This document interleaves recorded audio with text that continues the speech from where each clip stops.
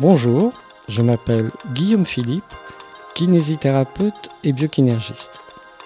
Aujourd'hui, dans cette nouvelle série de podcasts, je vais vous présenter des approches de thérapie manuelle innovantes qui ont enrichi ma pratique. Aujourd'hui, je reçois Michel Lidreau, pionnier et fondateur de la biokinergie. Nous allons retracer son parcours, ses découvertes et comprendre comment son approche peut transformer la vie des patients et des praticiens.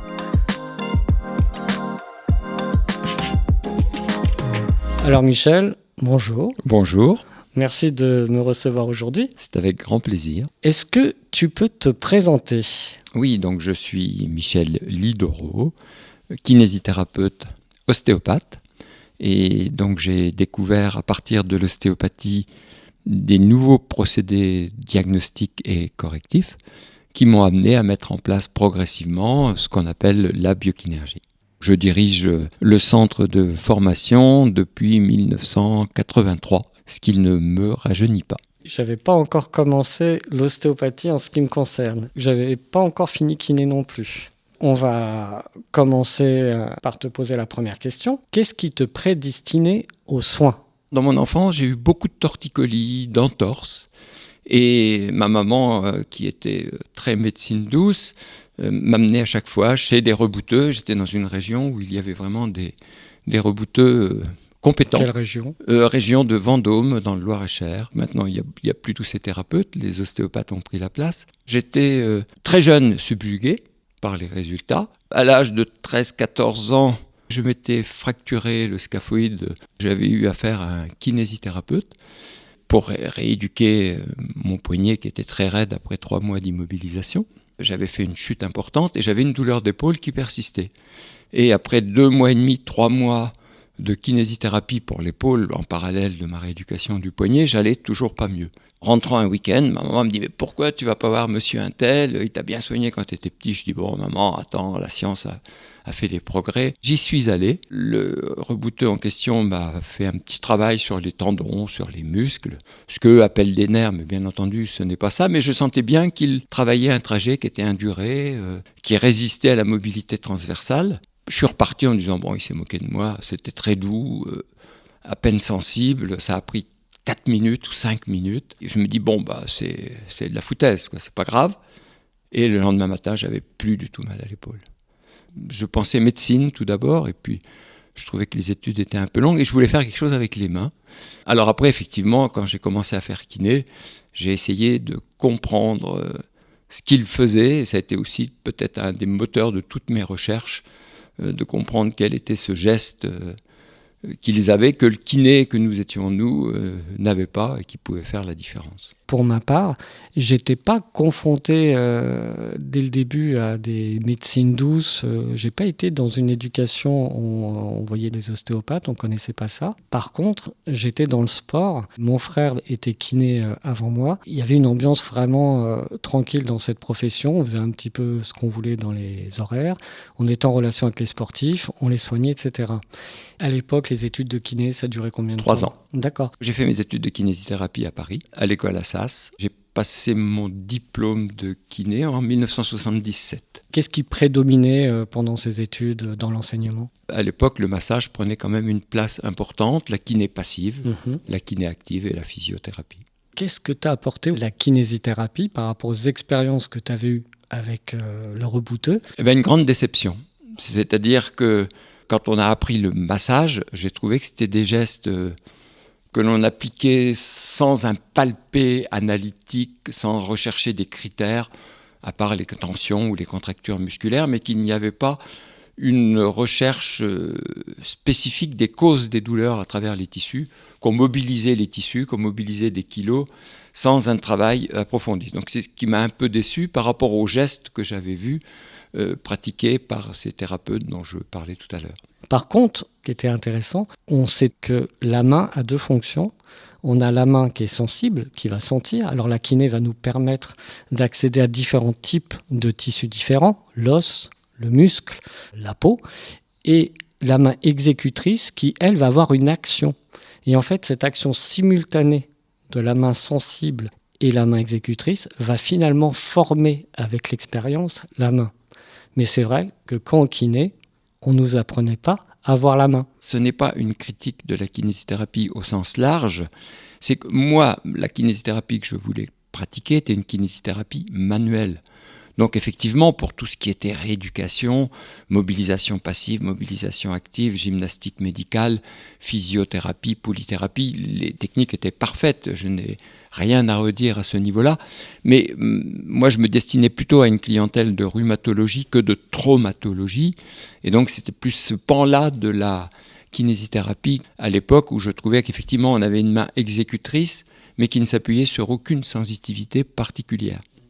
En revanche, j'ai eu l'occasion de faire des stages où je tombais sur des kinés qui allaient fouiller, chercher dans les tissus des contractures, des points d'hypertonie, où là, il y avait des actions qui reposaient sur un diagnostic palpatoire. Ça commençait à me plaire beaucoup plus. Et dans un dernier stage que j'ai fait, un kinésithérapeute avait fait la méthode Soyer, et j'avais encore à l'époque des douleurs de cervicales assez récurrentes. Il m'avait fait un soin, et là, j'ai été subjugué de voir ce que de la kinésithérapie analytique, c'est-à-dire en s'adressant à la mobilité de chaque vertèbre, on pouvait avoir comme résultat. Et je pense que c'est à la suite de ce stage que m'est vraiment venue l'idée de faire ostéopathie. Et par ailleurs, j'avais eu une initiation dans l'école où on était, de quelques heures, au massage chinois, avec un confrère étudiant. On avait le projet de faire de la médecine chinoise après, et on devait partir à Formos, c'était notre grand rêve. Et puis moi, malheureusement, il y a eu le service militaire qui m'en a coupé. Lui, il est rentré dans la vie active, et à ma sortie, il n'avait plus envie de partir.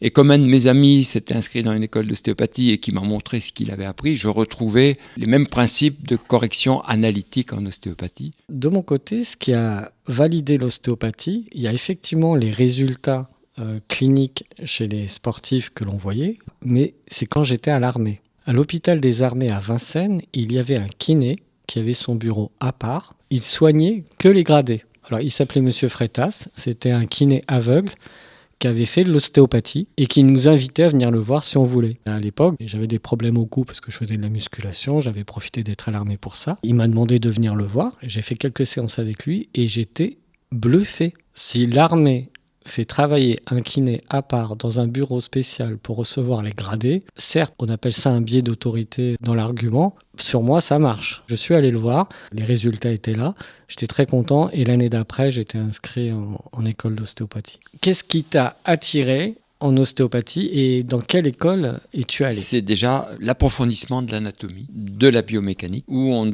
traitait plus par rapport à ce que j'avais appris à l'époque, un pied dans sa globalité, inversion, éversion, flexion, extension, mais on décortiquait ce que devait faire chaque os pour réaliser ce mouvement majeur de grande amplitude. Ça, c'était déjà cet approfondissement et surtout des points de repère qui allaient avec.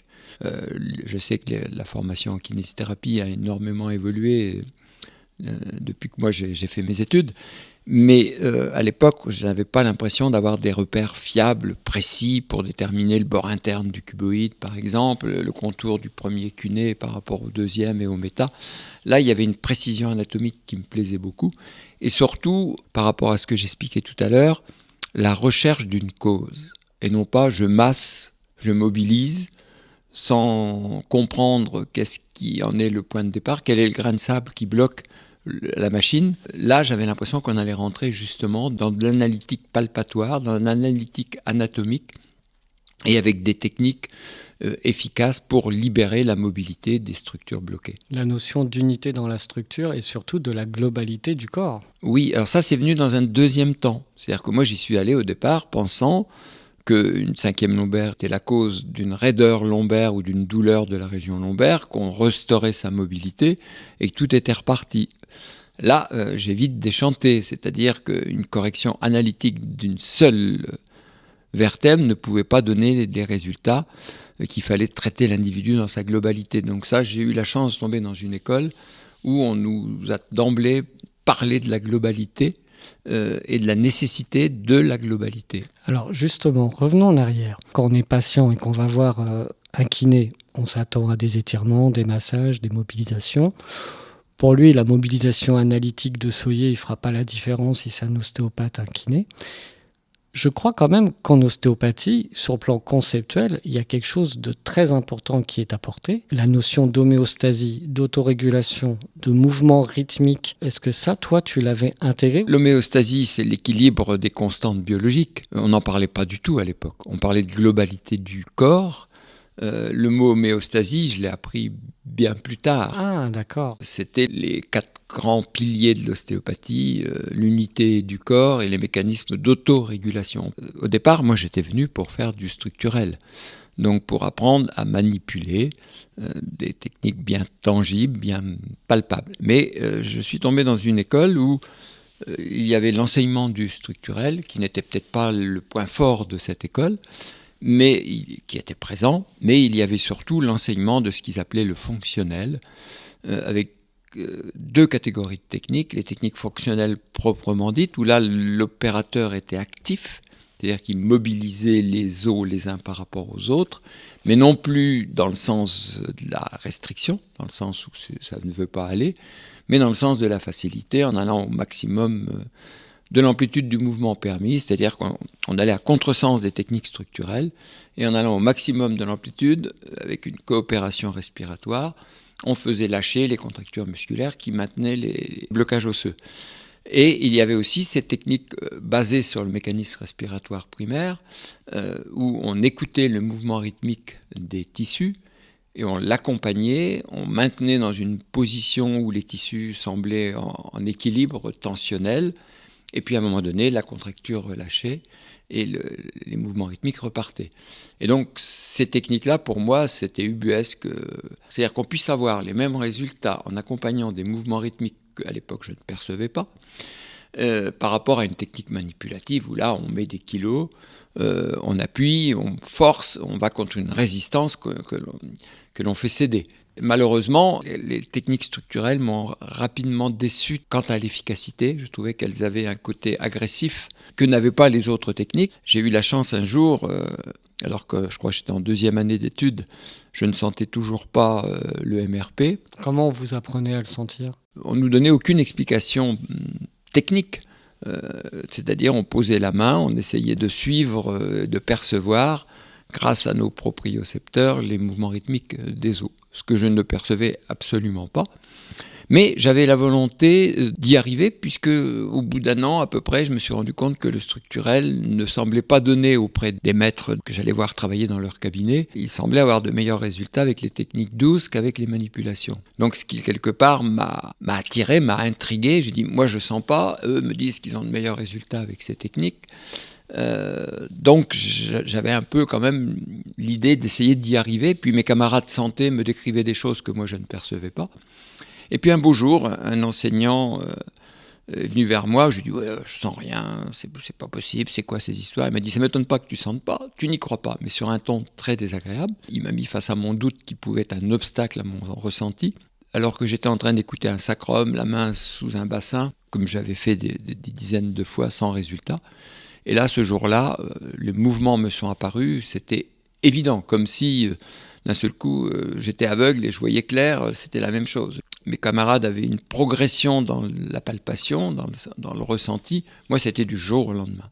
Mais de ce jour-là, ça m'a complètement transformé. Pour moi, c'était évident que ces mouvements existaient. J'avais vu les résultats qu'obtenaient certains enseignants de l'école en allant les voir travailler. Et donc, j'ai commencé à beaucoup plus travailler par ça, ne gardant les manipulations que lorsqu'il n'y avait pas moyen de faire autrement. Peut-être que tout ce que tu avais vécu en tant qu'enfant, le climat de la maman qui se faisait soigner en technique douce, finalement, tout ça... Les techniques d'air bouteux n'étaient pas forcément douces. C'était quand même des thrusts tissulaires, c'est pas des thrusts osseux. Je suis pas tombé sur les rebouteux qui mettaient un genou dans le dos et qui reculaient un grand coup les épaules, ce qui est dramatique. Non, c'était des rebouteux qui travaillaient dans les tissus mous. Mais c'était du trust de tissus mous. Et là, dans les techniques douces, finalement, tu dis, l'enseignant m'a dit, je n'y croyais pas. Donc, il y a une notion de croyance pour accéder aux sensations. Il faut croire pour sentir. Je pense pas que c'est pas une question de croyance au sens où on le dit habituellement. Tu y crois donc tu le sens ou je crois à telle ou telle chose. Moi, je suis cartésien de base, donc il faut que j'ai le palper. Je suis comme saint Thomas, je ne crois que ce que je sens et ce que je palpe. Donc je pense pas que c'est la croyance qui fait qu'on imagine les choses, mais en revanche, le doute paralyse. Donc quelque chose qui est difficile à percevoir, si on se met dans un climat, dans un contexte où le doute vient parasiter les sensations, on ne perçoit pas. Mais ce n'est pas parce qu'on y croit qu'on le perçoit. Puisque au départ, je n'y croyais pas. Et puis, voyant mes camarades sentir, voir les résultats, j'y ai cru, ce qui m'a motivé pour y sentir. Mais il restait toujours en arrière-plan ce doute. Et je pense que le doute est un handicap. Mais la croyance ne permet pas de sentir des choses, c'est pas de l'imagination. Oui, parce qu'on peut ne pas croire, mais à partir du moment où tu sens, il se peut que tu te mettes finalement à croire ou plutôt à adhérer. Oui, c'est plus de la croyance après, c'est de la perception, donc on est dans la réalité des choses. Il y a une drôle d'éducation en ce moment, c'est que j'ai vu pas mal de nouveaux élèves en ostéopathie, à partir du moment où ils sentent quelque chose qui commence à se présenter, ils se retiennent. Ils se disent, ça se trouve, c'est moi qui provoque cette sensation, c'est idéomoteur. Ils se bloquent complètement, ils ne se laissent pas aller à développer leur capacité perceptuelle, alors qu'à mon époque, on nous disait, ayez confiance en vos sensations, par contre, ça va être au niveau de l'interprétation que ça va se jouer. Mais il faut aller dans ces sensations. Je te rejoins complètement, je vois exactement la même chose. Bon, on parlera plus tard peut-être de mon rôle d'enseignant, mais c'est ce que je vois, c'est qu'effectivement, il y a des enseignants qui, dans d'autres instituts, bloquent cette sensation, mais il y a des praticiens qui se la bloquent eux-mêmes. C'est-à-dire qu'on voit au moment où ils sentent, hop, ils ferment toutes les portes, ils se contractent, et il ne laisse plus aller. Comme si c'était quelque chose qui pouvait être dangereux de percevoir les mouvements rythmiques d'un corps. J'ai une anecdote qui est assez étonnante. Et d'ailleurs, c'est en écoutant un podcast il n'y a pas longtemps avec un scientifique qui fait des recherches dans l'ostéopathie, où il explique un petit peu les moments où il travaille, où quelquefois il a cette sensation que les tissus lâchent. Il dit, c'est vrai que c'est une sensation très agréable et j'ai savouré, mais elle ne se produit pas à chaque fois. Et j'ai l'impression qu'à ce moment-là, un univers s'est ouvert à lui et que lui, il n'était pas allé plus loin. Ça a remis énormément en cause tout son discours sur l'ostéopathie et surtout son expérience. Ces premières techniques que moi j'ai apprises en ostéopathie m'ont effectivement convaincu de l'existence des mouvements rythmiques, même si je n'étais pas d'accord avec l'explication de ces mouvements. Mais c'est logique, hein. Quand quelque chose commence à être découvert, on ne l'exploite pas au maximum, ne permettait pas en permanence de sentir ou de les utiliser. Et donc, effectivement, il y avait une richesse dans l'école où j'étais, c'est qu'il y avait le structurel, le fonctionnel et ce qu'on appelle maintenant le tissulaire. Et donc, le tissulaire avait besoin du fonctionnel et du structurel en complément. Et on verra qu'en fait, c'est parce que les techniques tissulaires n'étaient pas complètement développées. Tout à fait. Ce qui est étonnant finalement, puisque ce sont des techniques douces et pas structurelles, quelqu'un qui vient de se blesser, on peut intervenir plus rapidement. Quelqu'un qui a très mal, on peut intervenir, ou dans d'autres approches thérapeutiques, même ostéopathiques structurelles, on ne peut pas. Et là, on en vient où tu commences à aller ailleurs. Ayant découvert cette sensation de la motilité des tissus, progressivement, sans m'en rendre compte, j'ai un peu abandonné les techniques pour lesquelles j'étais venu faire de l'ostéopathie pour mettre en place les techniques de base que j'avais appris en ostéopathie, les techniques de fascia, les techniques tissulaires, ostéo-articulaires, etc. Et c'est en pratiquant ces techniques que j'ai découvert par hasard les principes de base qui a donné naissance à la biokinéergie. Je pratiquais un jour sur une épaule, donc je fais un test de mobilité d'épaule, humérus antérieur, donc tracté par un grand pectoral. J'identifie que c'était le pectoral qui était responsable du décentrage de l'os huméral vers l'avant, et je m'apprêtais à faire une technique myofasciale, englobant le muscle et les tissus conjonctifs qui l'enveloppent et le cloisonnent sur ce pectoral, et en posant mes mains, j'ai perçu non plus la torsion du muscle comme une serpillière qu'on essore, qui est la base des techniques myofasciales en ostéopathie, mais un mouvement de rotation des tissus sous mes doigts qui était perpendiculaire au tissu, c'est-à-dire qui partait de la surface et s'enfonçait transversalement dans les tissus. Habitué à accompagner les mouvements que je ressentais pour corriger, sans réfléchir, j'ai accompagné ce mouvement de rotation. Et là, j'ai senti le muscle pectoral fondre immédiatement, beaucoup plus rapidement que d'habitude. Et quand j'ai retesté la mobilité de l'humérus, elle était redevenue normale et le patient, le geste qui lui provoquait une douleur était déjà beaucoup moins douloureux et avait gagné en amplitude. Un geste très anodin, très basique. Bon, ça m'a un peu interpellé.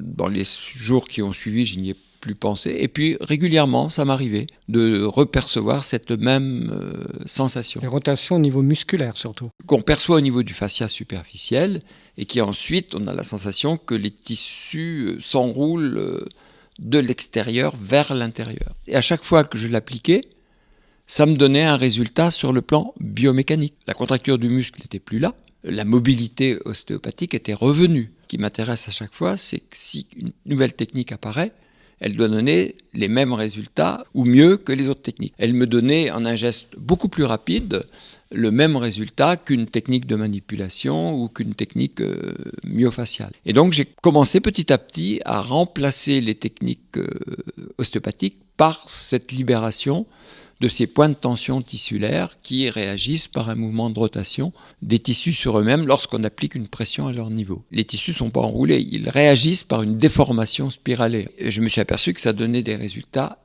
hyper intéressants. Donc j'ai pratiqué à un moment donné que ça. Alors là, on n'est plus dans l'écoute tissulaire, on accompagne les tissus. Tu es obligé d'être dans l'écoute pour les trouver. Tu es dans l'écoute pour aller chercher ces fameux points. J'utilise les techniques de test de l'ostéopathie tissulaire ou des techniques de fascia pour localiser ces points. C'est pas déconnecté du reste.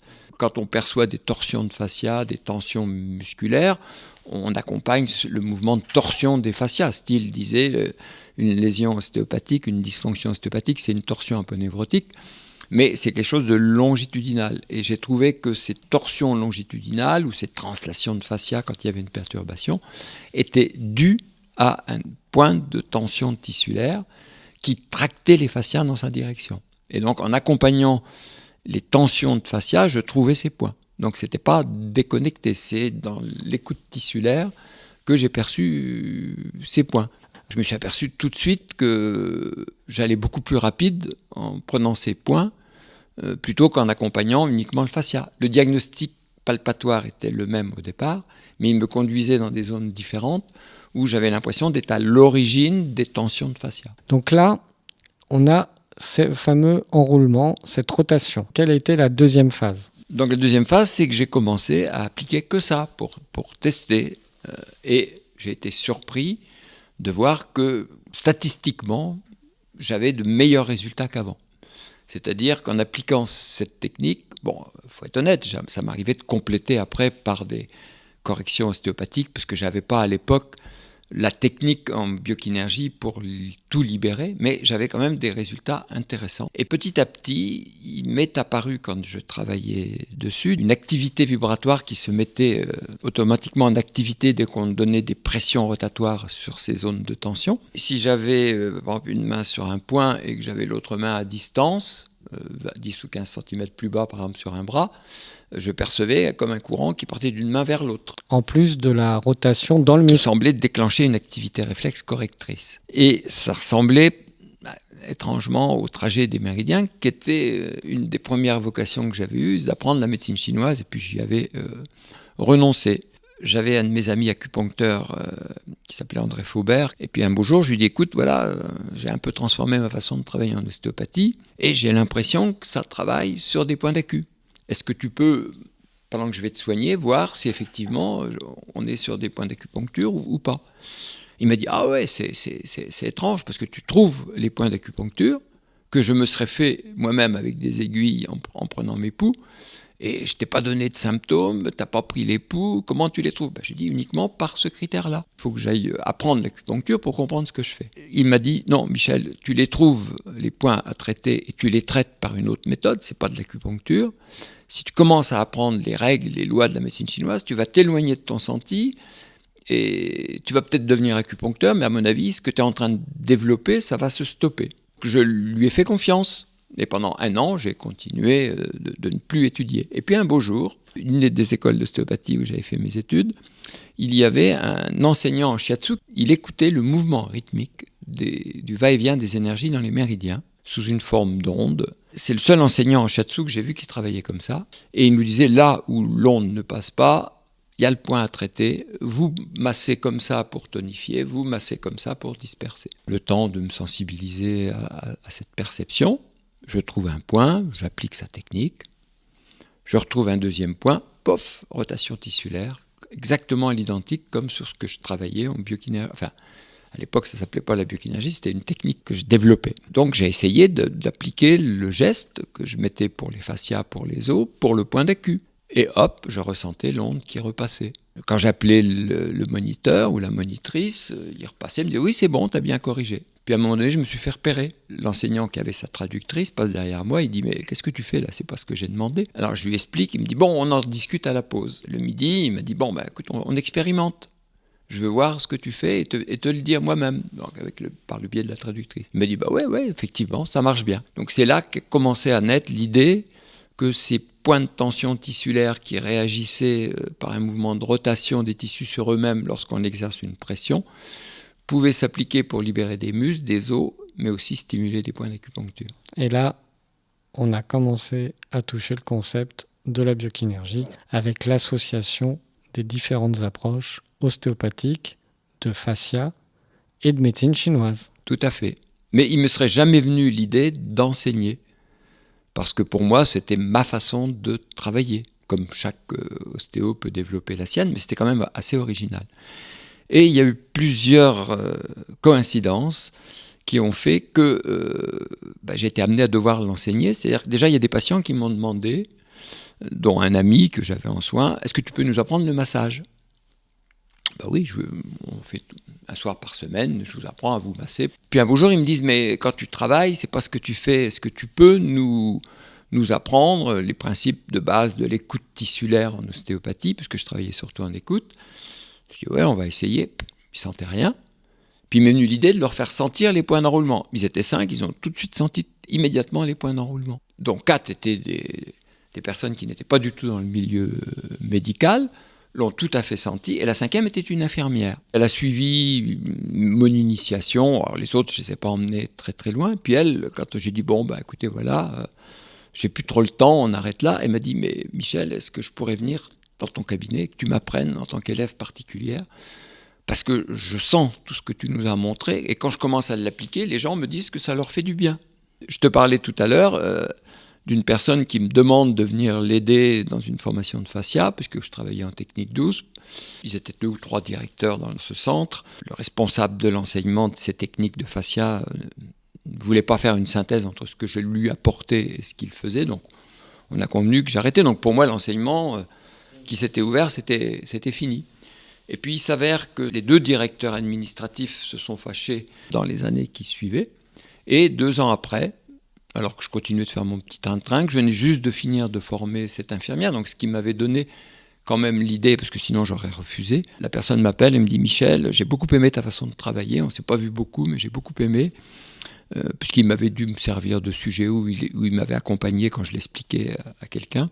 Lui, il avait surtout une fonction de directeur administratif dans cette école, même si c'était un ostéo-kiné. Et voilà, je voudrais créer, j'ai déjà des formations en auriculomédecine, des formations dans drainage lymphatique. Je voudrais créer un pôle thérapie manuelle ou ostéopathie. Est-ce que tu peux diriger ce pôle? Moi, je peux te trouver tous les enseignants que tu veux pour t'aider. Donc ça, c'était à quelle époque? C'était en 1983. Donc en 1983, tu as été recruté? Voilà, pour aller enseigner dans cette école. Je lui dis, mais attends, ce que tu m'as vu faire, c'est pas de l'ostéopathie, c'est une technique que je pratique moi-même. Enseigner de l'ostéopathie classique maintenant, ça m'intéresse pas. Écoute, c'est dommage. Puis il me rappelle le lendemain, il me dit, mais ça aboutit ton truc, ça correspond. Alors je lui explique et tout. Il me dit, ah bon, ça fait le lien entre l'ostéopathie et la médecine chinoise. Donne-lui un nom, je le lance. C'était mi-août. Il me dit, on démarre début octobre. Et effectivement, j'ai eu la chance qu'il y avait des ostéos, des kinés qui étaient là aux premières formations. Ta première classe, c'était combien d'élèves? Il avait eu une idée excellente, c'est de faire un premier stage gratuit. Donc j'avais une 30aine de personnes présentes. Et puis, il a dû s'inscrire une quinzaine de personnes, donc des kinés ou des ostéos. La deuxième rentrée, il avait ouvert un peu à tout le monde. Et j'étais tout seul, je crois qu'il y avait 45 personnes. Très rapidement, les gens ont décroché. Je ne pouvais pas aider 25 tables d'un coup en même temps, même si un de mes élèves de première année venait m'aider. Donc, cette promo, elle s'est bien terminée, mais avec un nombre beaucoup plus réduit. Et justement, la troisième, il y avait beaucoup moins de monde. On dit, bon, écoute, on fait ça pour gagner notre vie. On perd de l'argent avec ton enseignement. Écoute, c'est super. On te donne le fichier des élèves. Il y avait un salon de prévu, tu viens avec nous, et puis on te laisse de la place, puisque ce que tu fais marche bien, mais nous, on n'en vit pas. Ou je continuais et je prenais la direction de l'enseignement, ou j'arrêtais. Et quand j'en ai parlé aux élèves qui étaient en troisième année, ils m'ont dit « Ah, Michel, tu ne peux pas nous laisser, c'est trop génial, etc. » Et là, ton enseignement, quelle était la pédagogie? Quel était le programme? Je démarrais avec la thérapie manuelle, en amenant petit à petit ces notions de points d'enroulement, parce que les kinésithérapeutes avaient besoin quand même de techniques qui leur semblaient plus palpables. Au départ, ils s'accrochaient surtout sur les techniques thérapie manuelle, pratiquaient un peu avec les points d'enroulement. Et puis à partir de la troisième année, ils me disaient, mais en fait, on fait tout avec les points d'enroulement, on n'a plus besoin des techniques de thérapie manuelle. J'ai dit, si, parce qu'elles sont intégrées dedans. Votre geste, il s'appuie sur ces points, mais on associe les gestes de la thérapie manuelle avec. C'est pas quelque chose d'indépendant, ça en fait partie. Donc dans tes premières promotions, tu avais des kinés surtout et des ostéos? Quelques ostéos qui, eux, trouvaient que c'était un peu long parce qu'il y avait la reprise de la thérapie manuelle. Donc très rapidement, on a scindé en deux, un enseignement pour les kinés et un enseignement pour les ostéos. C'est là que tu as trouvé le terme biokinergie? Au départ, on devait parler de kinergie ou kinergétique, la contraction entre l'énergétique et le mouvement. On a remis bio devant puisque pour moi, en travaillant à la fois sur la structure et sur le mouvement, c'est sur les mouvements d'énergie vitale et qu'on travaille aussi à rétablir l'équilibre biologique du corps qui est la base de l'homéostasie.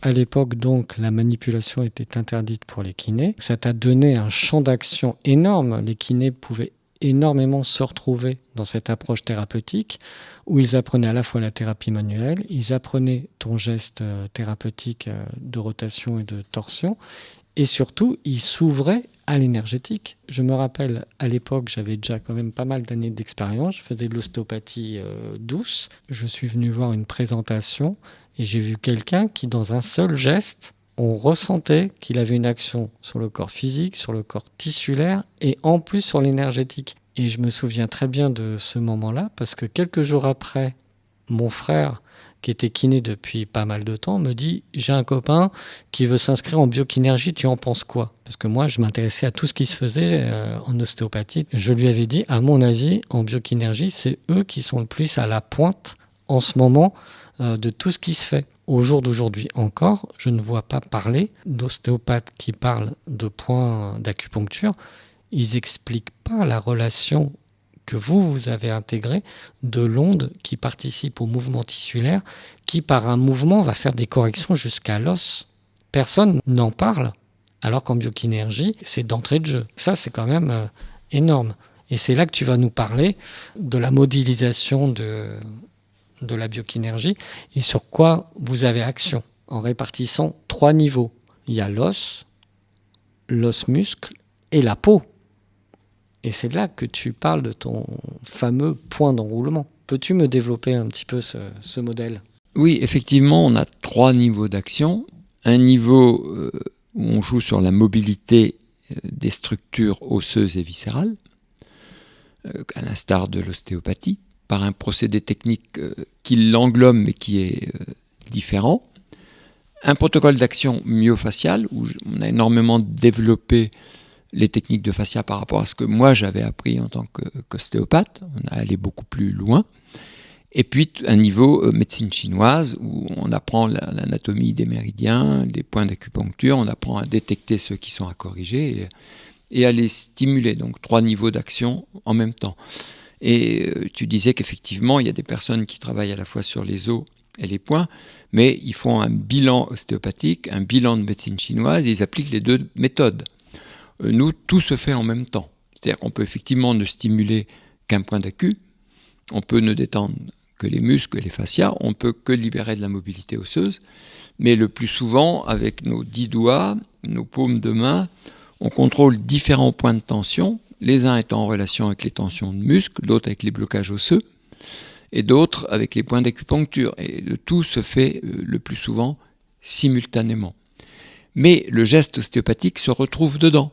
C'est-à-dire qu'à partir du moment où on stimule un point, on déclenche un mouvement correcteur. C'est-à-dire que les points de tension sur lesquels on travaille, dès qu'on exerce une pression rotatoire à leur niveau, ça revient à stimuler les récepteurs nerveux qui sont à ce niveau-là, puisque les récepteurs nerveux sont sensibles à la pression et à l'étirement. Quand on fait une pression, elle n'est pas très forte en biokinésie ou plus ou moins forte, on stimule et ils sont sensibles à quelques milligrammes de pression. Et en tournant, on étire les fibres nerveuses, on étire les fibres tissulaires.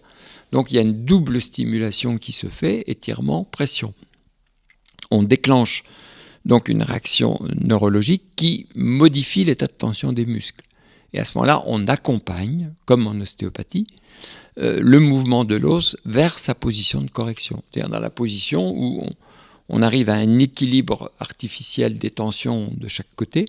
Et quand le cerveau enregistre que les tensions n'y sont plus ou qu'il n'y a plus d'arc réflexe neurologique qui entretient la tension, le muscle relâche et là on sent la fonte musculaire au bout des doigts et l'os qui retrouve son recentrage normal. C'est-à-dire s'il était décalé vers l'avant, on le ressent revenir en position centrale. Tu parles beaucoup de fonte musculaire tout le temps, mais il n'y a pas que le muscle qui fond. Quand tu fais un travail, par exemple, sur la dure-mère, sur les fascias. Oui, alors quand je parle de fonte, c'est un terme pas très scientifique, de fonte musculaire, c'est qu'on sent vraiment la contracture qui relâche. Le muscle qui était dur, qui devient mou. Mais on sent aussi, au niveau, comme tu l'expliques, des membranes, au niveau des fascias, que le fascia nous tire dans une direction et que d'un seul coup, cette traction se relâche. C'est-à-dire que, en fait, les techniques sont simples en ostéopathie. On accompagne la tension du fascia dans la direction où il nous entraîne, jusqu'à un moment donné où il arrête de nous entraîner parce que la force de traction avec l'aide de notre main qui est accompagnée n'est plus supérieure aux tissus antagonistes. Et c'est en maintenant cette position qu'on obtient le relâchement. C'est-à-dire que le cerveau inhibe l'arc réflexe qui entretenait la tension. Donc là, on sent que la tension lâche et que le tissu nous ramène dans son mouvement initial. Et c'est là qu'effectivement, à ce moment-là, on perçoit comme un va-et-vient du tissu, puisque les tissus sont animés de rythmes qui sont minimes. C'est pour ça que les gens rejettent cette notion de mouvement rythmique des tissus, mais il y a un va-et-vient qu'on perçoit très bien quand on a fait la correction. Et surtout que ce va-et-vient, on ne l'a pas seulement dans le tissu, mais on l'a dans le va-et-vient de l'onde lorsque vous travaillez au niveau de la peau. Parce que ce qui était bluffant lorsque je suis venu étudier, c'est que tout de suite après, dans ma pratique, si on se dit « je ne travaille pas que sur du muscle, de l'os », et je m'autorise à ce que la circulation de l'onde puisse avoir une action sur les os, on peut faire des corrections plus subtiles, plus puissantes au fond d'une articulation en travaillant un point qui se trouve sur une extrémité d'un membre. Et c'est ça qui est très attirant quand tu es habitué à travailler central, à travailler des articulations. Avec la biokinésie, on prend en conscience les doigts, les orteils, les points d'acupuncture aux extrémités qui permettent de donner plus de souplesse et de légèreté dans le travail. Mais le point d'acupuncture n'a pas qu'une fonction métabolique, biologique, énergétique ou antalgique. Il a aussi une fonction de relâchement musculaire. Ça, je l'avais constaté en regardant les acupuncteurs travailler. D'ailleurs, c'était ma question quand je faisais au début mes études d'ostéopathie, c'est de dire le kiné masse les muscles, l'ostéo libère des mobilités articulaires, l'acupuncteur met des aiguilles, et parfois ils ont le même résultat sur une douleur lombaire, par exemple. Donc, c'est qu'il doit bien y avoir un point commun entre le blocage osseux, la contracture musculaire et le déséquilibre énergétique, puisque les trois peuvent donner le même résultat. Alors qu'à d'autres moments, tu corriges la vertèbre, le muscle ramène le déséquilibre. À d'autres moments, tu masses le muscle, le blocage vertébral ramène le déséquilibre. Ou tu as corrigé les deux et c'est le désordre énergétique que peut rééquilibrer le point d'acupuncture. Moi, je préfère parler de désordre informationnel que va rééquilibrer le point d'acupuncture. Tu corriges l'information perturbatrice et le muscle fond et l'os retrouve sa mobilité. Et donc, tu parles d'ondes, on touche la deuxième découverte qui est à la base de la biokinésie. C'est que moi, d'emblée, j'ai eu du mal avec le MRP par le senti, mais après, j'ai eu du mal avec le MRP par les explications. Quand on me disait les cellules de la névroglie se contractent, ça met en mouvement les membranes durmériennes, et au bout du corps, les pieds bougent des membranes de tension réciproque, je n'y ai jamais cru. Un fascia a une certaine élasticité. Si, quand la sphénobasilaire monte, le cuboïde monte, tracté par les fascias, il faut que le fascia soit une barre de fer rigide, qu'il n'ait aucune élasticité. Or, ce n'est pas le cas. Alors, je rappelle que la sphénobasilaire, c'est la jonction entre l'occiput et les sphénoïdes, qui est l'articulation centrale du crâne. Donc, l'effet était là, je le percevais. Mais les explications ne me satisfaisaient pas. D'ailleurs, c'est la raison pour laquelle le MRP n'est toujours pas reconnu scientifiquement, malgré des mesures qui ont montré qu'il y avait des mouvements, parce que je pense que les explications ne sont pas justes. Moi, ce que j'ai découvert rapidement, c'est qu'en écoutant le va-et-vient des méridiens, j'avais appris à percevoir des ondes énergétiques. Mais quand on prend tous les méridiens d'un membre, tous les tissus liquides d'un membre, on peut percevoir des ondes liquidiennes, donc un va-et-vient d'ondes liquidiennes dans les tissus. Et lorsqu'il y a un point d'acupuncture perturbé, il y a le barrage, ça rejoint ce qu'on m'avait appris en shiatsu, mais dès que tu as une vertèbre bloquée, une articulation bloquée, l'onde ne passe pas à cet endroit-là. Donc progressivement, la perception de ces ondes m'ont aidé à trouver les zones aussi à traiter. C'est-à-dire, je traite une zone quand il y a des points d'enroulement dessus, mais je traite aussi une zone quand il y a une onde qui bloque à cet endroit-là. Je me suis aperçu aussi, je fais un petit aparté, que les points de tension tissulaire réflexe qui présentent la caractéristique de réagir par une déformation spiralée n'existent que sur les désordres primaires. C'est-à-dire que si une vertèbre est bloquée pour compenser un désordre sus ou sous-jacent, elle n'aura pas ces points. C'est la vertèbre qui doit être corrigée qui a ces points. Je me suis aperçu par rapport à ces ondes que, par exemple, un bassin était bloqué, pas de mouvement rythmique, hausse de mobilité bien dans un sens, restriction dans l'autre. Je libère une vertèbre lombaire et au moment où je sens l'onde qui repasse, si je reviens à examiner le sacrum et qu'il était adaptatif, il retrouve son mouvement et les tests de mobilité sont bons. Bon, bien sûr, si le bassin est aussi bloqué et qu'il a des points, il va falloir libérer les deux. Donc petit à petit, je me suis aperçu en fait que c'est l'onde qui donnait cette sensation de mouvement rythmique. C'est-à-dire qu'une zone qui était libre, mais qui ne bougeait pas, qui n'avait pas de rythme, si on libérait en amont le passage de l'onde, l'os retrouvait son rythme. Donc il y avait un lien quelque part entre les méridiens dont la circulation conditionne la bonne qualité des ondes et l'ostéopathie, parce que quand il y a une vertèbre bloquée, un muscle contracté, l'onde ne peut pas passer non plus.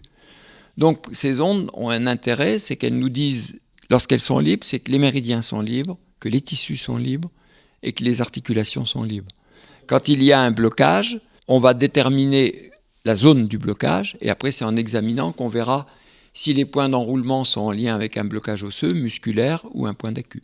Donc hors traumatisme, on a d'abord une perturbation subtile avant d'avoir un problème concret dans la structure. Tout à fait, tout à fait. Et c'est ce qui nous permet d'être préventif autant que curatif. Ah, ça, c'est très intéressant. Dans ta progression pédagogique, je crois que tu as développé dans ton enseignement une progression pour arriver au ressenti de l'élève et tu passes par des différentes techniques que tu vas apporter au kiné et petit à petit les amener à travailler sur différents types de points neurotissulaires pour aller jusqu'au méridien chinois. On recherche tout. C'est-à-dire qu'il y avait toute la thérapie manuelle. Donc, ils ont appris à faire des tests de mobilité fonctionnelle, à faire des tests de mobilité dynamique globale, ce qui est l'équivalent des GOT en ostéopathie. Et j'ai énormément développé le palpé musculaire, c'est-à-dire ce que je cherchais au départ ce sur quoi travaillaient ces rebouteux. J'ai mis 30 ans, mais j'ai fini par trouver petit à petit.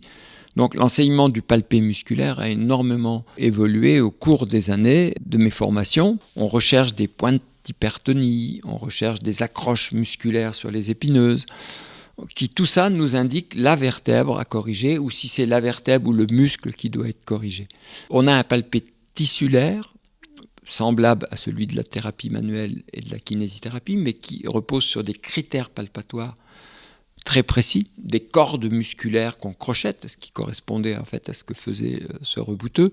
Donc tout ça fait partie de la formation de base du kiné qui se dirige vers. Et après, bien sûr, avec la biokinésie, en complément, puisqu'on ne peut pas faire de la biokinésie si on n'a pas la connaissance anatomique et biomécanique. Bon, maintenant, on l'enseigne beaucoup plus rapidement pour les kinés, puisqu'on a développé nos techniques de correction propres à la bioki, qui nous permettent d'aller beaucoup plus vite, sans passer par le structurel et le fonctionnel, ce qui prenait beaucoup de temps dans l'enseignement initial. Ce qu'on apprend en biokinésie, c'est à repérer ces points d'enroulement sur des zones et à coupler des points pour corriger. C'est-à-dire que si un os est à corriger, il peut y avoir un point en regard, 2, 3, 4 ou 5.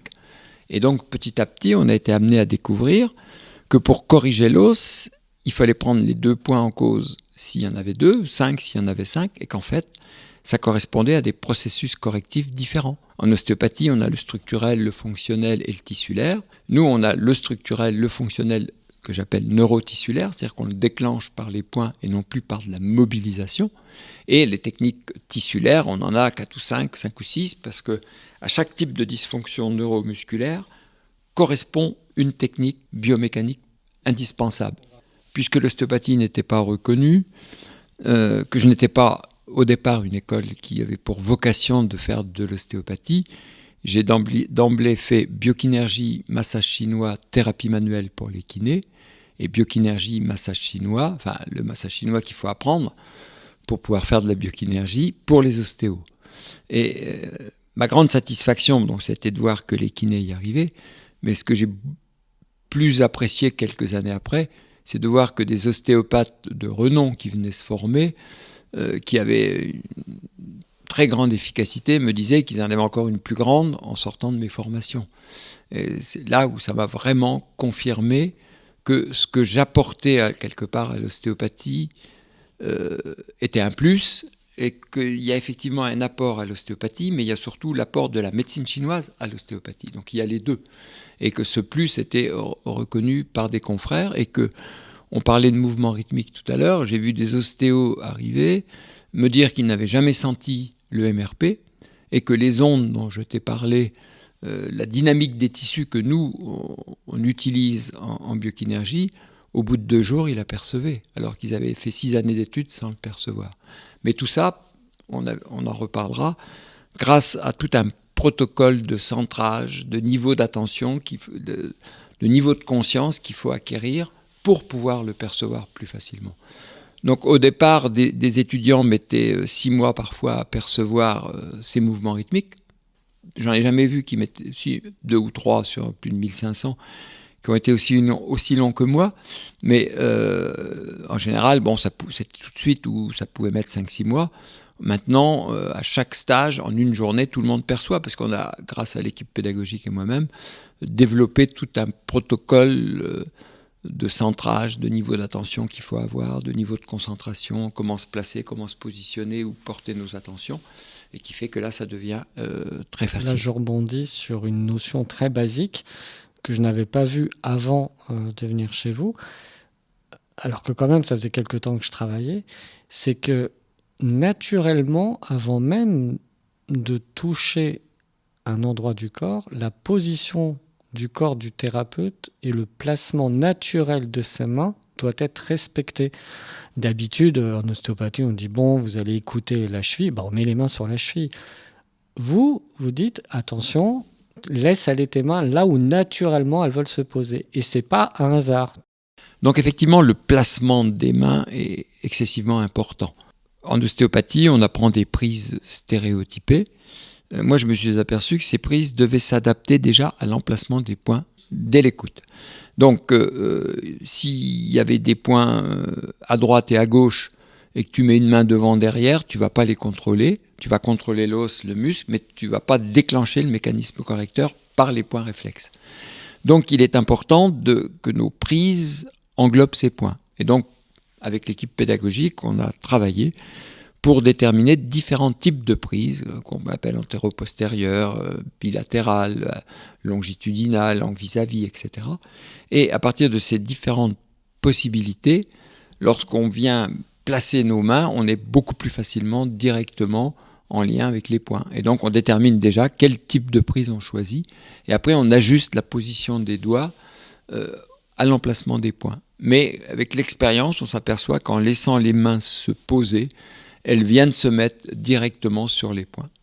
Quand on sait percevoir les points, bien entendu. Et ça, c'est innovant. Oui, complètement. Ce qui gagne un temps énorme et évite beaucoup de concentration. Et là, on en revient encore à une question fondamentale, c'est par rapport à l'apprentissage, à l'élève, à comment est-il prêt à recevoir l'enseignement et à laisser aller ses mains là où elles veulent aller.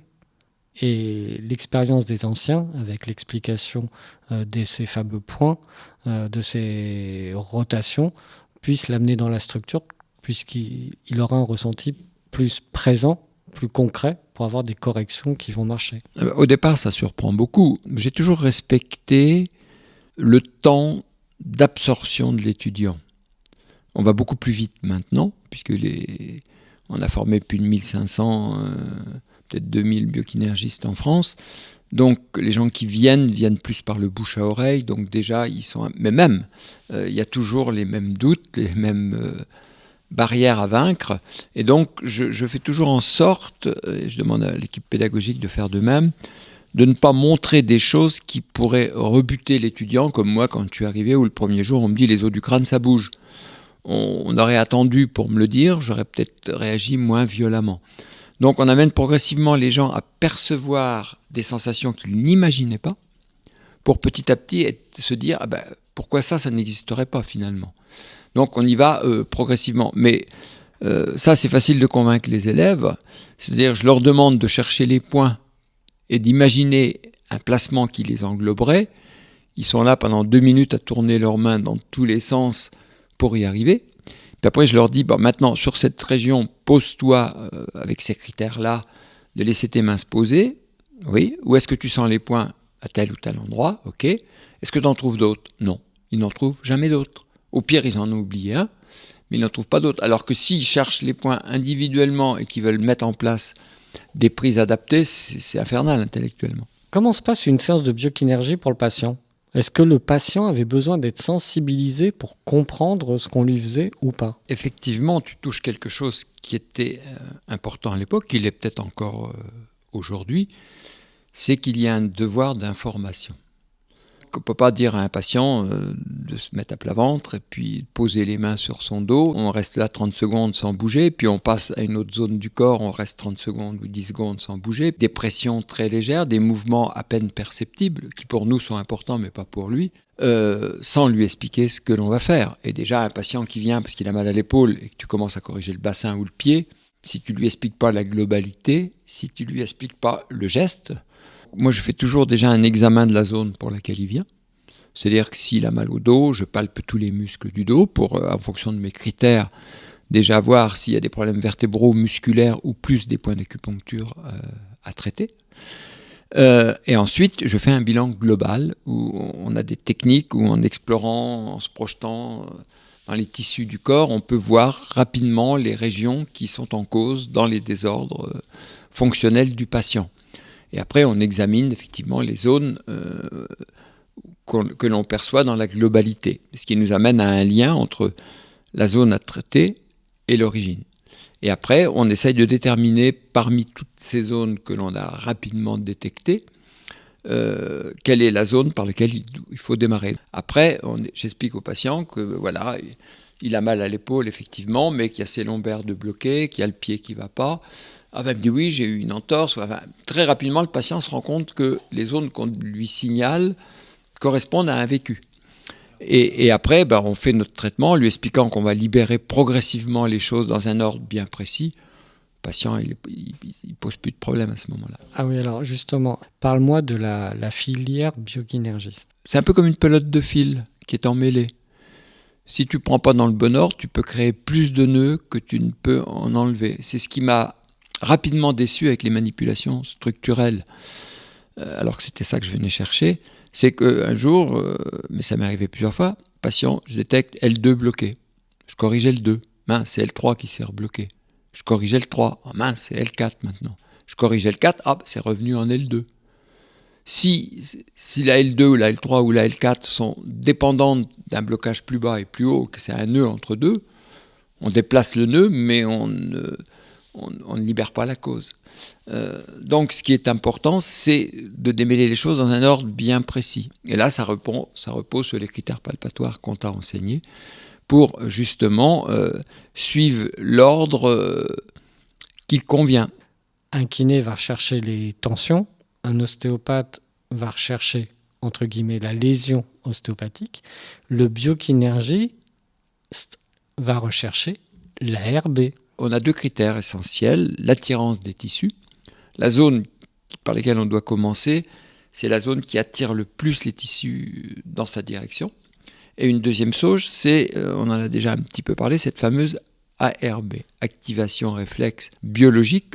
On l'avait définie comme ça, je préférerais presque aujourd'hui correctrice, parce que c'est une vibration, un picotement, une réaction des tissus à la pression et au mouvement de pression rotatoire qui se déclenche dans les tissus. Et en fait, on l'a appelé biologique, puisque déjà des travaux nous ont montré qu'on avait une action métabolique, mais je pense que par voie réflexe, on déclenche des activités métaboliques et biologiques en même temps qu'on libère des tensions musculaires et tissulaires, ce qui est une des bases de la biokinésie. Donc on perçoit une activité réflexe sous forme de, en gros, chacun a son mot qui correspond à sa perception, mais de vibration. Et pareil, on va comparer les zones et prendre la zone où cette activité réflexe est la plus importante.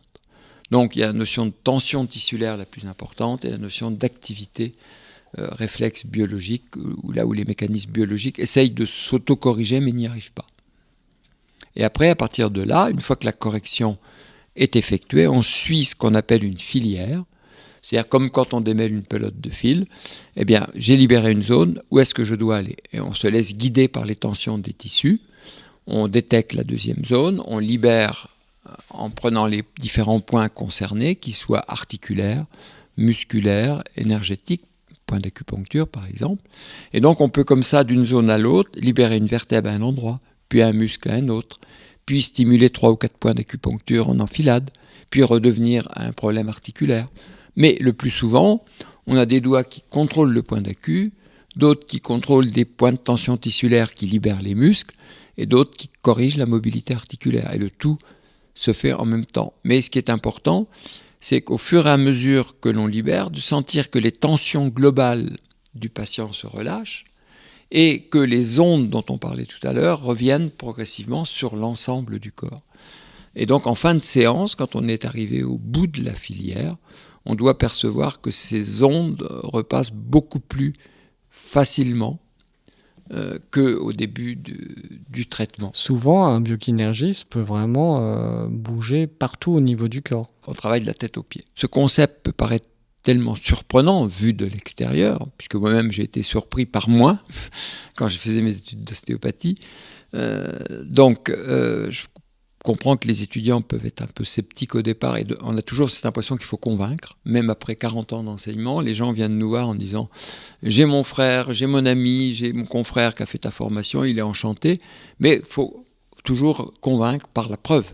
C'est-à-dire qu'il faut que les gens le sentent, le vivent et en soient convaincus. Ça, c'est capital. Est-ce que le fait de sentir est une preuve? Pour moi, oui. Pour les gens qui vont faire les formations, oui, au final. Au final, parce que c'est clair, c'est net, c'est précis.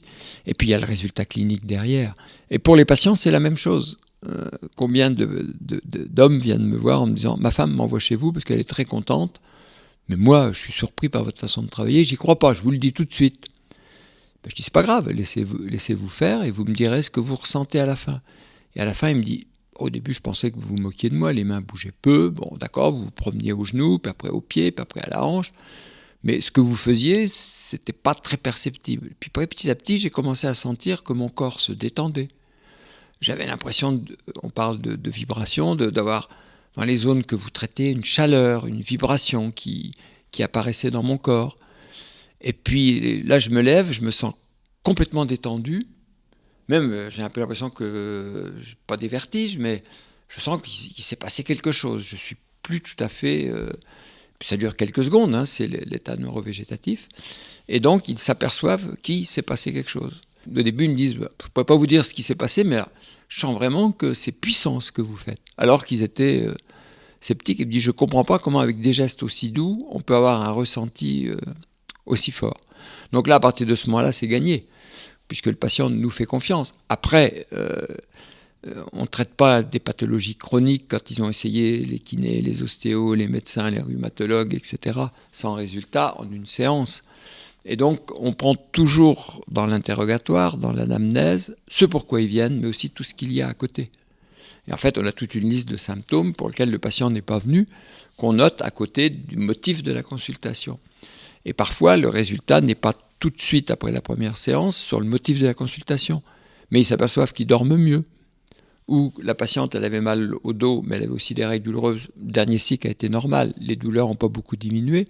Et donc comme ça, de séance en séance, en les interrogeant, on barre petit à petit toute la liste de ce qui n'allait pas. Et donc le patient, quand il voit au bout d'une séance qu'il y a des choses qui ont bougé, même si ce n'était pas sur sa demande, il a envie de persévérer. Aujourd'hui, la biokinésie a quand même beaucoup évolué.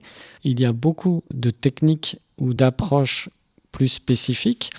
Par exemple, au niveau de la peau, vous avez développé la réflexologie, vous avez développé la médecine chinoise avec les merveilleux vaisseaux. Au niveau du fascia, vous êtes allé plus loin dans les points réflexes viscéraux. Dans les tissus, vous avez développé des techniques entre guillemets structurelles, même si elles sont douces. Et même la technique articulaire structurelle classique, vous l'avez remplacée par du micro-articulatoire qui elle-même recouvre la notion d'onde énergétique. Oui, donc justement, si on regarde les principes de base en ostéopathie, puisqu'on les emploie, nos techniques les intègrent. Donc on peut corriger en poussant l'os dans le sens où il ne va pas, on peut corriger en amenant l'os au maximum de l'amplitude possible dans le sens où ça va bien, ou en le mettant dans une position où on détend les tissus, en gros structurel, fonctionnel, tissulaire. Mais à part le tissulaire où l'ostéopathe accompagne les tissus, les deux autres, c'est l'ostéopathe qui décide de pousser dans telle ou telle direction. Nous, on ne décide pas. S'il y a tel emplacement de points, dès qu'on les stimule, l'os va automatiquement tout seul nous emmener au maximum de son amplitude dans la facilité.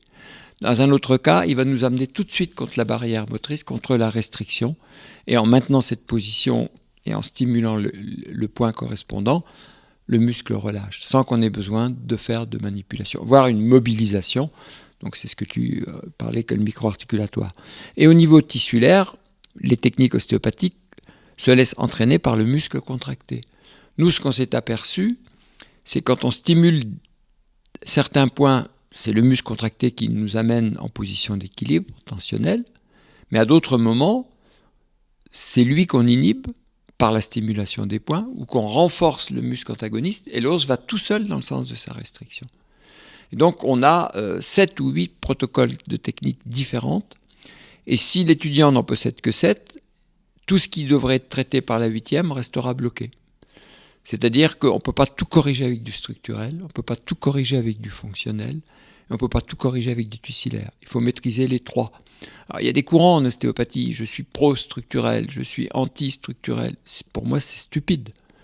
S'il existe du structurel, du fonctionnel et du tissulaire, c'est parce qu'il y a besoin des trois pour répondre aux différents types de dysfonctions neuromusculaires qui maintiennent bloquées nos structures. Et je pense que là, on est arrivé maintenant à avoir, je pense, l'ensemble des protocoles techniques qui répondent à tous les types de dysfonctions neuromusculaires. Alors que jusqu'avant, on avait encore besoin parfois de fonctionnel classique ostéopathique, parfois de structurel classique ostéopathique. Là, depuis quelques années, on n'en a plus besoin parce qu'on a multiplié le nombre de techniques de biokinésie qui remplacent ces autres techniques. Donc, c'était toute une progression. Et j'enseigne depuis 41 ans, j'ai encadré plus de 70 enseignants à mes côtés. Et bien entendu, ce qu'est la biokinésie aujourd'hui, c'est le résultat de ces 70 enseignants. Certains ayant participé au centre de recherche plus que d'autres, où on a fait un travail très, très actif, comme ton frère par exemple. Mais chaque enseignant a contribué à me renvoyer sa sensation, son vécu. Et on a modifié tous ensemble la pédagogie. Et c'est tous ensemble qu'on a fait évoluer ces techniques. Et à chaque fois qu'il y a un manque, on a cherché la solution pour le trouver. Toujours avec de l'expérimentation clinique. Pour moi, une technique n'est valable que si le muscle n'est plus contracté. Et en tant que kiné, on sait palper un muscle. Donc, quand je stimule un point, il est efficace si le muscle n'est plus contracté, si l'os a retrouvé sa mobilité, et si c'est un point d'acupuncture, si l'onde repasse dans le méridien, comme me l'a appris ce praticien au shiatsu. Il faut que le patient, quand il revienne, ou immédiatement après, nous dise que la douleur a disparu, ou que l'amplitude articulaire est revenue. Donc, ça s'appuie sur des critères palpatoires. Ça peut paraître très évanescent de dire on stimule des points cutanés qui présentent un mouvement de rotation.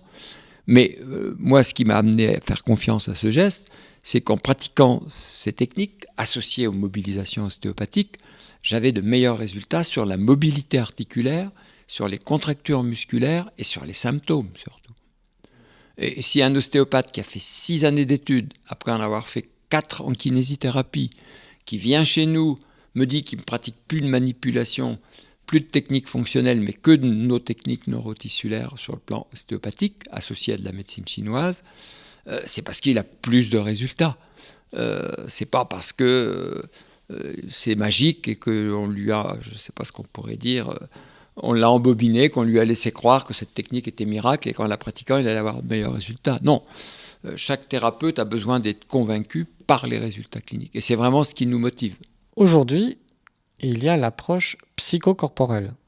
C'est-à-dire que vous intégrez maintenant, sur le plan toujours palpatoire et au niveau de la perception, l'action du cerveau dans les techniques. On travaille la globalité. Donc la globalité physique, structurelle, articulaire, énergétique. Notre travail, nous, c'est d'identifier les différents types de tensions tissulaires qu'on a sous les doigts. Est-ce que ça concerne le périoste? Est-ce que ça concerne le fascia superficiel, la peau, les muscles, les ligaments, les capsules? Chaque technique correspond à un neurorécepteur qui va être situé sur une capsule, tel autre sur un ligament, tel autre sur les muscles, etc. Donc effectivement, on était amené à développer l'approche dite psychocorporelle, puisqu'on s'est aperçu qu'un certain nombre de tensions nous résistaient quand elles étaient liées à des émotions refoulées, mal vécues.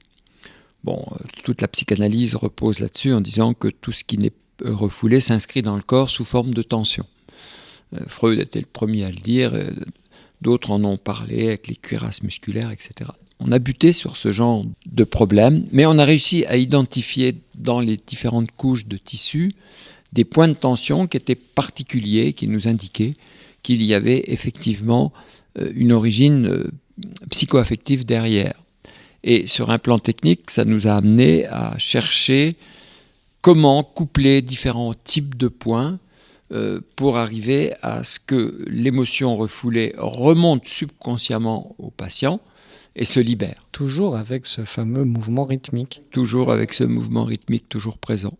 C'est 15 jours de formation complémentaire pour un biokinésiologiste après la fin de ses études. Mais en gros, ça va nécessiter de libérer les tensions, de stimuler les points d'acupuncture, puisqu'en médecine chinoise, chaque fonction énergétique est liée à des fonctions organiques, tissulaires, mais aussi affectives et psychiques et mentales. Donc, par le biais du point d'acupuncture, on va avoir des résultats intéressants à ce niveau-là. Et en même temps, il faut jouer sur les mémoires enquistées au niveau cérébral, notamment dans le système limbique ou dans tout le cerveau, puisque les neurosciences nous montrent que maintenant, tout ce qui est refoulé emprunte des réseaux neuronaux bien particuliers. Donc on va travailler à la fois sur ces 3 axes qu'on va coupler, travailler en même temps, lorsque l'on repère qu'il y a ces points de tension. Par contre, ça nécessite de laisser le temps à la correction, l'espace au patient nécessaire pour qu'il revive subconsciemment quelque part cette émotion, ou inconsciemment, et qu'elle se libère. Puisqu'en fait, ce qui s'est passé à un niveau inconscient, ça doit se résoudre à un niveau inconscient. Et donc le thérapeute doit laisser l'espace au patient de pouvoir éventuellement exprimer ce qu'il ressent à ce moment-là, et surtout le temps nécessaire à ce que la rééquilibration se fasse, et pas vouloir que la tension lâche impérativement. Justement, dans ce type de tension, c'est lorsque l'émotion a été libérée que la tension disparaît. Donc tant que la tension n'a pas disparu, le travail n'est pas terminé. Donc là, c'est important d'être dans la loi du silence chère à la psychothérapie.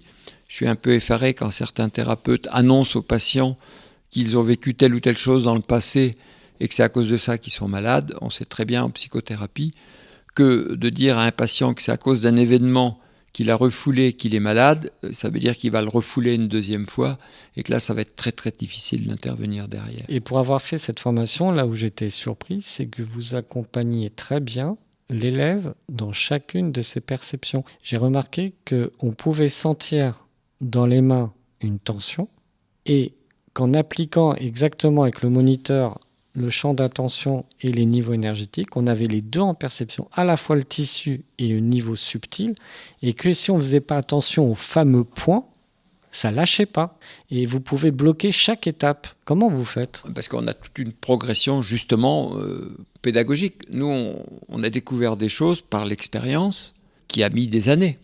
Et on ne peut pas du jour au lendemain dire à l'élève, ben voilà, tu peux faire ça aujourd'hui parce que je le fais. Il faut qu'il repasse par les étapes par lesquelles on est passé. Et c'est là où je dis, c'est tout un travail d'une équipe. Le psychocorporel, j'ai travaillé avec 5 ou 6 personnes. Et on est actuellement 3 à travailler toujours ensemble pour préparer ces cours. Donc en gros, sur le plan psychocorporel, il faut coupler la stimulation de points d'acupuncture, puisque la médecine chinoise nous dit qu'à chaque fonction énergétique correspondent des fonctions tissulaires, des fonctions organiques, humorales, et des fonctions émotionnelles et psychiques. Donc quand on stimule un point, on libère des tensions tissulaires, certes, mais on joue aussi sur la sphère psycho-émotionnelle. Donc, le point d'acupuncture est la base fondamentale.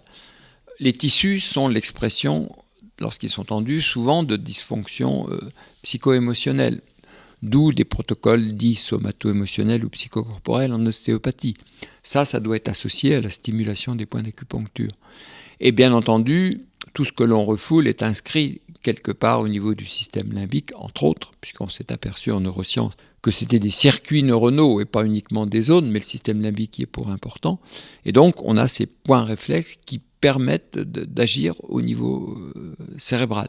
Et j'espère qu'un jour, on pourra travailler avec l'imagerie médicale et montrer que quand on stimule des points du corps, il y a une répercussion sur ces circuits neuronaux, comme on a pu le faire, par exemple, pour la sophrologie, les techniques de méditation. On voit que quand les personnes sont dans un certain état d'esprit, il y a une activité particulière qui se met en branle dans le cerveau. Je pense qu'on pourra prouver bientôt ça. Enfin, du moins, je suis à la recherche d'un centre où on pourrait le démontrer. Donc ça demande une forme de conscience et de posture du thérapeute qui va devoir faire une forme de travail sur lui. Ah, tout à fait. On ne peut pas devenir psychanalyste sans s'être fait faire une psychanalyse. Et je pense qu'on ne peut pas faire vivre à un patient un traitement psychocorporel si on ne l'a pas vécu soi-même sur la table d'un confrère. D'ailleurs, déjà, pendant les 15 jours de formation, tous les jours, les thérapeutes appliquent la technique l'un sur l'autre. Donc déjà, il y a un vécu pendant la formation.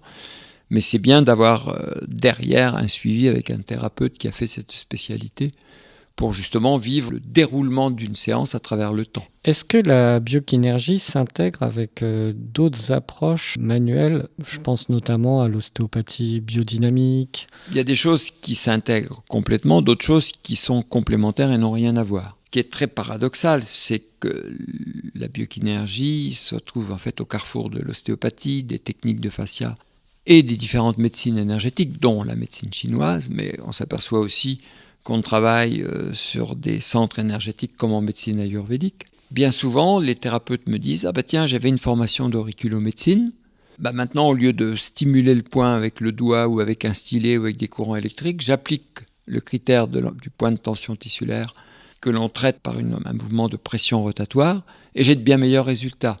Donc, beaucoup de choses peuvent venir s'intégrer dans cette trame, parce que la biokinésie sert à la fois de trame au travail articulaire, énergétique, myofacial, psychocorporel, à ses propres techniques, mais souvent les autres techniques viennent se déclencher quand on stimule les points. Par contre, tu as cité l'ostéopathie biodynamique, qui est un courant très intéressant, qui prend aussi beaucoup de temps d'acquisition. Ça reste assez incompatible avec la biokinésie. C'est-à-dire que les gens qui font de l'ostéopathie biodynamique me disent qu'il faut qu'ils changent de référentiel pour pouvoir faire de la biokinésie et réciproquement. Je crois, toi d'ailleurs, que tu pratiques les deux. Il y a beaucoup de points communs, mais dans les techniques, c'est pas forcément le même centrage, le même placement. Même si c'est les deux formes d'ostéopathie avec celles de tricot qui sont les plus proches. Oui, parce que dans l'ostéopathie biodynamique, l'accent est mis sur ce mouvement profond du corps qu'il faut laisser venir à soi, mais pour qu'il vienne à soi, il faut se mettre dans un état de tranquillité. C'est plutôt poétique, la notion de centrage en ostéopathie biodynamique. Le centrage, il l'appelle le neutre qui vient de plus en plus profond. Donc il y a toute cette approche-là qui s'est intéressée à l'état et à la posture du thérapeute, alors que vous, en biokinésie, on a bien développé la nature de points au niveau du corps qui sont limite plus concrets qu'un état. Je pense que la démarche partir du biodynamique pour venir à la biokinésie n'est pas trop compliquée puisque c'est ce que tu as fait. En revanche, si on utilise les points d'enroulement, on ne se retrouve plus dans le même créneau que l'ostéopathie biodynamique. Donc c'est pour moi deux techniques qui vont se compléter à un moment donné, mais qui ne se fusionnent pas, alors que tout le reste de l'ostéopathie se fusionne facilement. Beaucoup de gens qui ont fait tricot, qui viennent chez nous, fusionnent ça avec la biokinésie sans aucune difficulté. L'ostéopathie biodynamique, c'est deux choses que l'on mène en parallèle. Et qu'à un moment donné, l'un va aider l'autre et l'autre vient l'aider. Comme à un moment donné... ça m'arrivait de faire quelques manipulations en complément de la biokinésie. Je n'utilisais pas les points d'enroulement. Mais j'ai compris, avec d'autres techniques, pourquoi il y avait besoin du structurel. Et maintenant, en utilisant les points d'enroulement, avec le micro-articulatoire, on n'en a plus besoin.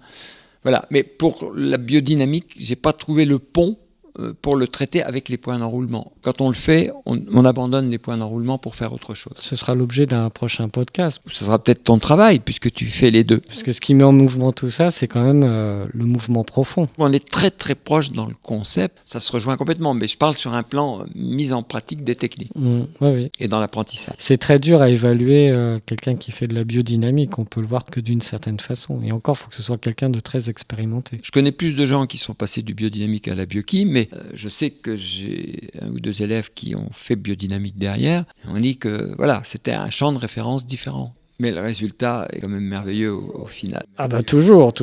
Sur quoi on pourrait finir maintenant? Une dernière question. Qu'est-ce qu'on peut espérer pour la suite pour la biokinésie? Déjà, je souhaiterais, mais ça a mis des dizaines d'années pour l'ostéopathie, qu'un jour cette discipline soit reconnue, puisqu'on est nombreux à avoir travaillé dessus, que tous ceux qui la pratiquent, qu'ils soient kinés au départ, ostéopathes, acupuncteurs, me disent que ça leur apporte un bien immense et que c'est une méthode qui donne des résultats très très intéressants, même si personne ne guérit tout, mais du moins que toute personne déjà thérapeute qui l'apprend me dit qu'il a des résultats nettement meilleurs et que même souvent il abandonne les techniques classiques qui s'intègrent dans nos techniques, c'est parce qu'elles s'intègrent, qu'on mobilise les os en même temps, c'est pas que des points.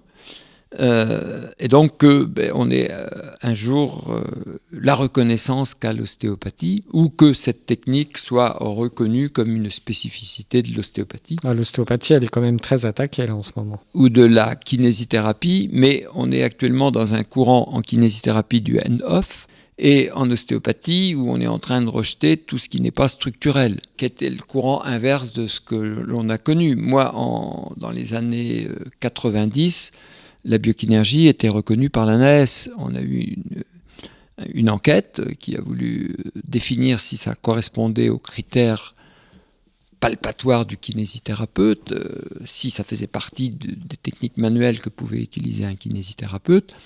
Et la biokinésie était reconnue, était remboursée par le FIFPL, et donc on était légaux. FIFPL, qui est un organisme d'aide formation pour les praticiens. Voilà, donc qui ne rembourse que des techniques qui font partie de la compétence du kinésithérapeute. Donc à l'ANAS, c'était reconnu, j'avais les papiers. Et puis on est arrivé maintenant où tout ce qui n'a pas de travaux scientifiques suffisants, mais quand ils entendent suffisant, c'est à un très très haut niveau de preuve, on est catégorié comme non efficace ou pire, dérive thérapeutique. C'est-à-dire qu'ils ont ce fameux mot, s'il n'y a pas de preuve scientifique, c'est une dérive. Je suis désolé, l'aspirine, on ne savait pas comment ça marchait, c'était pas une dérive thérapeutique, on l'utilise toujours. On a compris maintenant comment ça marchait. Donc je pense qu'il y a beaucoup de choses qu'on utilise. Si elles donnent des résultats, c'est qu'il y a une explication qu'on n'a peut-être pas encore trouvée ou des preuves scientifiques qu'on n'a pas réussi à mettre en évidence. Je trouve dommage de rejeter toutes les techniques qu'on rejette actuellement. Il y a des listes de techniques classées comme dérives soi-disant thérapeutiques qui sont pratiquées par des milliers de kinésithérapeutes ou de thérapeutes en France. Qu'à la limite on dise il n'y a pas de preuve scientifique, c'est dommage. Ça ne veut pas dire que ça ne marche pas.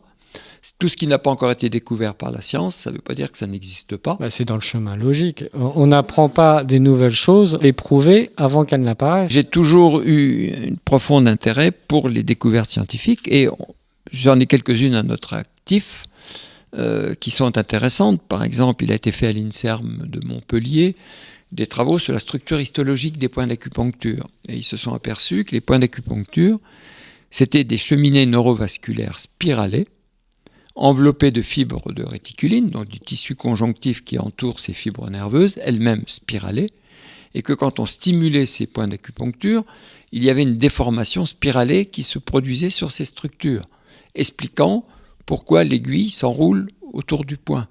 Et que les points d'acupuncture, quand ils sont perturbés, donc s'enroulent dans un sens ou dans l'autre, et qu'ils ont une déformabilité réversible. C'est-à-dire que quand le point est perturbé, il y a une torsion qui s'installe, qui est réversible dès qu'on stimule. Donc là, c'est tout à fait l'explication de ce que l'on fait au niveau des points d'acupuncture. Mais on me rétorque que ça n'a été fait qu'à l'INSERM de Montpellier, sous l'égide du professeur Senlar, que ça n'a pas été refait ailleurs, donc ça n'a pas de preuve. Alors que c'est quand même significatif. On a fait des travaux sur la lactatémie, on a traité des patients, 10 leurrés, 10 traités. La moyenne des traités ont tous diminution de la production de lactatémie 3 semaines après une séance en épreuve d'effort. Tous ceux qui ont été leurrés n'ont vu aucune modification. Mais là encore, on me rétorque que ça n'a été fait que sur 10 personnes. C'est quand même significatif que l'effet placebo n'ait rien produit et que nous, on ait produit quelque chose. À l'époque, ça avait été publié dans une revue en disant « Ah, là, c'est une preuve qu'on a une action métabolique ». C'est remis en cause parce que ça n'a pas été fait à grande échelle, ce que je respecte. Mais c'est dommage de ne pas en tenir compte. Moi, j'ai fait moi-même la même chose sur la VO2 max. Dans les patients traités, sur 10, il y en a 4 qui se sont améliorés, alors que dans les 10 leurrés, il n'y en a aucun. C'est déjà des indices qui devraient motiver la recherche. Mais tout ça, ça coûte des fortunes. Il y avait un hôpital où travaillaient 2 de mes élèves. Tous les chirurgiens, services antidouleurs ne voulaient passer que par eux parce qu'ils avaient des résultats bien supérieurs aux autres kinés. Ils m'ont contacté pour mettre en place des travaux scientifiques. Ça devait coûter 300 000 €. Oui, c'est possible, mais il ne faut pas qu'un hôpital. On avait la chance d'avoir des kinés qui travaillaient dans différents hôpitaux. 5 hôpitaux, c'était le minimum, ont répondu favorablement pour les travaux. On a déposé le dossier donc pour mettre en place dans 5 hôpitaux des travaux significatifs scientifiques pour montrer l'efficacité. Là, on a été refusé au motif qu'il n'y avait jamais eu de travaux scientifiques de fait. Donc, je veux dire, c'est très difficile en France de mettre en place des travaux scientifiques. Je lisais récemment des travaux en électrobiodynamique quantique faits au niveau du corps où ils parlent de mouvements spiralés électromagnétiques dans des zones où il y a des dysfonctions. Ça n'a pas été fait à grande échelle, mais il y a déjà des scientifiques qui parlent de ça. Ça pourrait étayer nos techniques. Mais on n'est pas aidé pour avoir les moyens de le faire. Et on sait très bien que sans moyens, on ne peut pas apporter des preuves scientifiques. On veut interdire des choses qui font du bien au peuple parce qu'on n'a pas les moyens de faire les expériences pour prouver ce qu'on fait qui marche. Oui, et est-ce qu'on a la volonté de vouloir le prouver ? Et pourquoi donc ? Et quand on parle de l'évidence base médecine, il y a 3 données. Il y a les données de la recherche, qui sont fondamentales, bien entendu. Si on utilisait un médicament pour une pathologie et qu'on s'aperçoit en le testant qu'il n'a aucun résultat, je ne vois pas pourquoi on continuerait de le donner, ou s'il est dangereux, pourquoi on ne l'interdirait pas. Mais il y a aussi l'expérience clinique. Nous, on s'appuie sur cette expérience clinique et il y a la préférence du patient. Mais quand je parle avec certains confrères qui sont tenantes que dès qu'il n'y a pas de travaux scientifiques qui expliquent les phénomènes, donc ces points de tension tissulaire, pourquoi ils existent, comment ils marchent, ça demande des expérimentations énormes. On me dit « Ah mais les résultats des patients, on s'en moque. Il faut qu'il y ait des travaux scientifiques. » C'est incroyable. Mais dans la médecine, c'est donner de la recherche, expérience clinique, préférence du patient. Nous, tout ce sur quoi on s'appuie, c'est l'expérience clinique et la préférence du patient. Effectivement, pour la recherche, on a quelques travaux qui commencent à montrer que ce n'est pas farfelu. Il faudrait des capitaux énormes et surtout des centres de recherche qui nous accueillent, et aucun ne nous accueille. Le problème, c'est que la science ne peut évoluer que par l'expérience au départ et chercher la preuve et le moyen par lequel ça fonctionne. Nous, on s'appuie sur 2 des critères, les résultats auprès du patient, l'expérience clinique qui est fondamentale. Après, la recherche, ça ne dépend pas de nous, il faut qu'on nous donne les moyens. Nous, on en a fait à nos propres comptes, dans les travaux que j'ai cités ou sur lesquels je me suis appuyé, mais tout notre enseignement s'appuie par ailleurs sur tous les travaux scientifiques qui ont été faits au niveau ostéopathique, au niveau des fascias, au niveau de la médecine chinoise, au niveau des points triggers, au niveau des points réflexes. Notre enseignement ne repose pas comme ça sur des choses évanescentes, on s'appuie sur toutes ces données par un moyen qui est un petit peu différent d'y agir. Et on nous dit, oui, d'accord, tout ce que vous faites, ça correspond à des choses qui sont plus ou moins prouvées scientifiquement, parce que le degré de preuve, il y en a plein, mais la façon dont vous agissez n'est pas prouvée. Oui, mais elle nous donne de meilleurs résultats encore, alors pourquoi les rejeter ? Bon, voilà, c'est la problématique de l'instant, c'est l'évolution. Je pense que dans quelques années, les preuves viendront et ça ne sera que du passé. Eh bien, merci Michel d'être venu parler avec moi de tout ça. Ce fut un plaisir. Eh bien, on se dit à bientôt. Bonsoir à tous.